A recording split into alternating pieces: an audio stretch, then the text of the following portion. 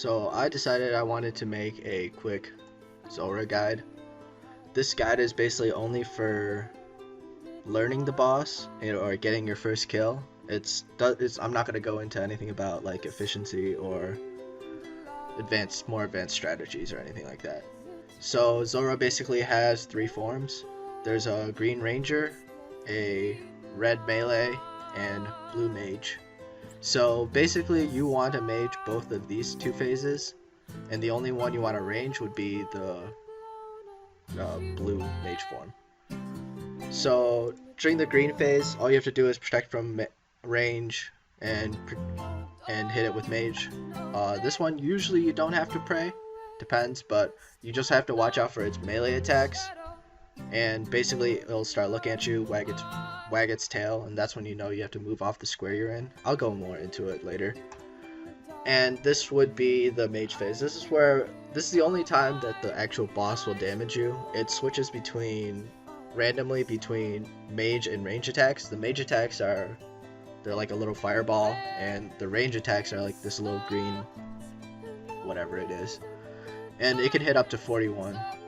One strategy I would just want to talk about would be during this phase, since your range phase is where you get a huge amount of your DPS in, you want to get really comfortable with this phase and figuring out when you actually have to eat, because you don't really want to lose too many ticks of damage on that.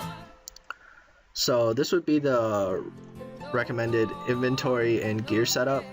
You can bring a mage cape if you want, but for simplicity's sake, it's not really that necessary for learning the boss.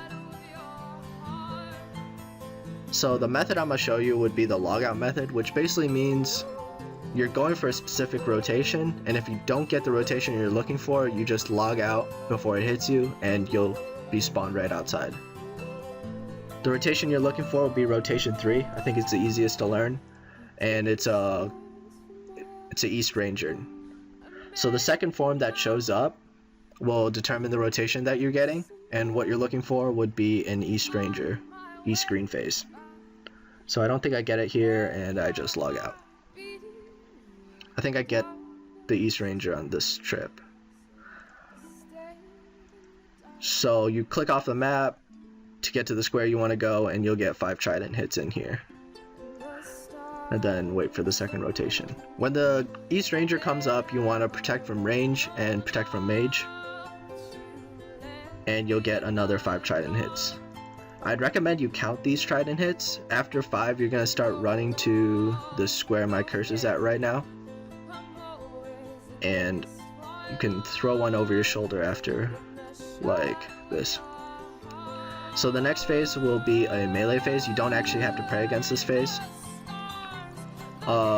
Basically the only thing you have to worry about in this phase is that when it starts looking at you and wagging its tail, you want to move off the square you're in, or else it's going to hit you and stun you. So just like that. And one more time. And now you want to switch to your range gear after this hit and protect from magic.